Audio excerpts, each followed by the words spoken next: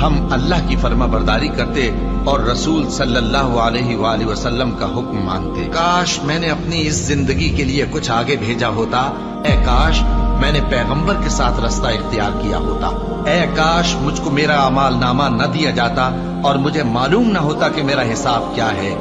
اے کاش موت میرا کام تمام کر چکی ہوتی، آج میرا مال میرے کچھ بھی کام نہ آیا، مجھ سے میرا اقتدار جاتا رہا، کاش میں اپنے پروردگار کے ساتھ کسی کو شریک نہ بناتا، کاش ہم پھر دنیا میں لوٹا دیے جائیں تاکہ اپنے پروردگار کی آیتوں کی تکذیب نہ کریں اور مومن ہو جائیں۔ ہائے شامت، کاش میں نے فلاں شخص کو دوست نہ بنایا ہوتا، اس نے مجھ کو کتاب نصیحت کے میرے پاس آنے کے بعد بہکا دیا،